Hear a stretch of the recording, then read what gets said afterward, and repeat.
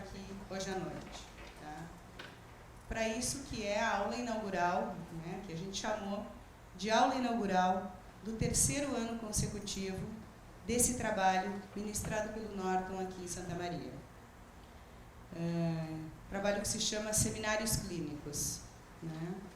Eu queria falar um pouco dessa atividade, né? Já que tem muitos que estão aqui hoje pela primeira vez, né? Eu queria dividir um pouco, né, um pouquinho, a história, o que aconteceu nesses 2 anos de seminário, está indo para o 3º, tá? Mas é breve, tá? Mas, mais do que compartilhar a história, tá? Eu queria dizer por que eu acho relevante compartilhar com vocês isso. Então, em 2012, né, nós iniciamos esse seminário, que é uma das atividades do quadro de ensino da POA, né, uma das atividades que acontece aqui. Tá? E o propósito do seminário é trabalhar o propósito em 2012 era trabalhar o tema dos paradoxos do gozo. Né? E como esse é um dos conceitos que dão bastante trabalho, né? Nós ficamos nesse tema, né, nos paradoxos do gozo, durante todo o ano de 2012. Né? Isso deu alguma discussão. Né? A gente partiu do seminário 7, passou pelos 4 discursos, né, se propôs a distinguir o que é do campo do gozo e o que é do campo do desejo, né, e quais as especificidades do gozo nas diferentes estruturas: perversão, psicose, neurose obsessiva, histeria. Mas como resultado desse primeiro trabalho, né, das perguntas que surgiam nesse primeiro ano, o que ficava muito presente eram as interrogações sobre a clínica, né, sobre o trabalho clínico. Então, a partir daí, veio a ideia, né, de, no ano seguinte, que foi o ano passado, né, de trabalharmos a direção do tratamento, texto dos escritos, como um texto de referência. E foi isso que a gente fez. Né? O Norton nos trouxe questões da clínica, o luto, imagina, nós estávamos entrando em março, ano de 2013, né? Depois, clínica com adolescentes, alguns aprofundamentos em leituras freudianas de textos, né? Me lembro de Uma Criança Espancada, do Freud. Mas sempre com esse norte, com essa direção, né? Com esse norte que é o texto da direção do tratamento. Então, até que nós encerramos a atividade, né, no ano passado, o último encontro, foi com esse recorte que foi pensar a especificidade das relações entre mãe e filha. Mas, como no último encontro, discutir esse tema deu muito pano para a manga, né? Surgiram muitas perguntas. A gente decidiu, então, retomar esse tema esse ano, retomar ele com tempo, né, para poder elaborar um pouco das questões que ele nos produziu, né, no ano passado, e, quem sabe, então, avançar um pouco, né, nesse terreno que é um campo minado, né, que é o das relações entre mães e filhas. Bom, mas isso é o panorama geral, vamos dizer assim, é um pouco do histórico, estou contando para vocês, do que a gente trabalhou até agora. Tá?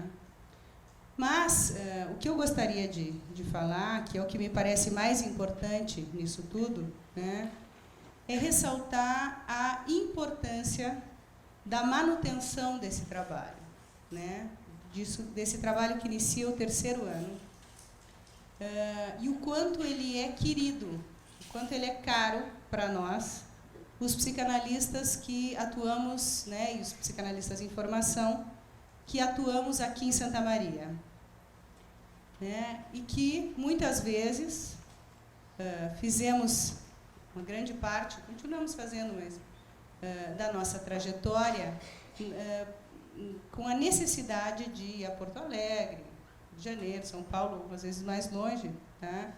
Na busca dos pares para poder avançar nas nossas questões. Né, para poder discutir e avançar no campo teórico da psicanálise. Porque isso que vai ser discutido hoje à noite, que é a transmissão e a formação psicanalítica, né, isso não é um tema fácil, e muito menos uma prática fácil. Já deve... perdão. Me achei. Já deve ser do conhecimento de muitos vocês, tá? Acho que vocês já devem ter ouvido falar no tripé, né? Se fala do tripé da formação: análise, supervisão e estudo. Mas, se o tripé é relativamente fácil de apresentar, de falar, ele não é tão simples assim de sustentar. Ao contrário, o que a gente nota, né, no tempo, quem trabalha há algum tempo, é que se formam vários grupos, se formam, né, a gente tem propostas de grupos, propostas de seminários, propostas de cartéis, mas não necessariamente, né, eles se sustentam. Muitas vezes a iniciativa surge e, em seguida, isso, de alguma forma, se esvai. E o que a gente fica pensando sobre isso é que não é porque essas pessoas não tenham vontade de estudar, nem que não sejam pessoas legais, assim, né? Mas que talvez, né, essa dificuldade na sustentação da formação, né, passa pela especificidade do trabalho mesmo, que é um trabalho delicado, né, e é delicado por essas especificidades. Tá? Então, eu queria falar um pouco do que me parece que são essas especificidades. Tá? Primeiro, que o saber que está em jogo na psicanálise, e isso está dito em Freud, né, no texto da análise leiga, quando ele defende a prática analítica do Theodor Hayek, que não era psiquiatra, então tem um questionamento sobre ele, se ele poderia ser analista ou não, né? E o Freud escreve esse texto também com esse intuito de defender a prática psicanalítica como uma prática leiga, né? Então, o que está em jogo na psicanálise não é um saber que se produz da mesma forma que o saber da ciência. Né? Vocês sabem que no campo da ciência, na academia, na universidade, né, se tem um objeto de estudo e uma proposta de apropriação desse objeto através do saber, né, daquele que o aborda. Mas em psicanálise, o que está em jogo é um saber não sabido. Vou dizer de outra forma. Se o objeto de estudo da psicanálise é o inconsciente, e vocês sabem que a gente só tem acesso ao inconsciente pelas suas formações, e que, obviamente, né, ele não é regido pela lógica consciente, ao contrário, que é um saber que tem sua própria lógica, suas próprias leis, as leis do inconsciente. Isso quer dizer que quando a gente se propõe a trabalhar com esse material, vamos chamar assim, né, a gente precisa levar isso em consideração. Mas o que acontece é que nós não estamos acostumados a levar o inconsciente em consideração. desde pequeno, né, a gente é acostumado com uma forma científica, quer dizer, de pensar o saber. Então, vocês podem imaginar que isso pode gerar muita angústia, porque nós nos dirigimos a esse saber em busca de uma apreensão intelectual, mas a gente está se dirigindo a algo que escapa dessa lógica, ao menos em parte. Então, me parece que a segunda especificidade do trabalho em psicanálise é que a apreensão possível do saber de que se trata, do saber do inconsciente, passa pela transferência.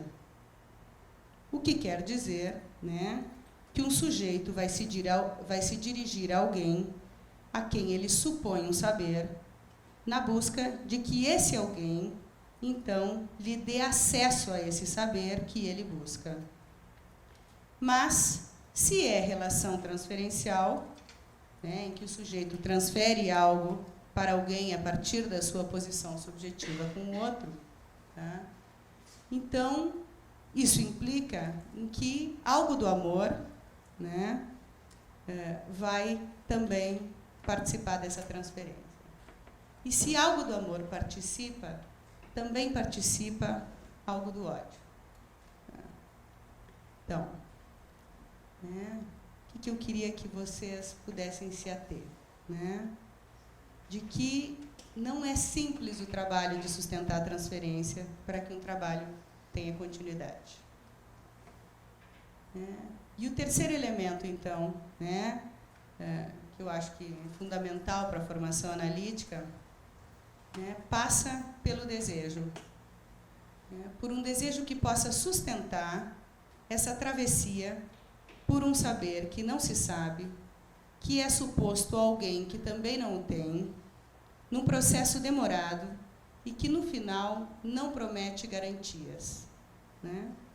Promete, vamos dizer, a possibilidade da formação, mas não a garantia.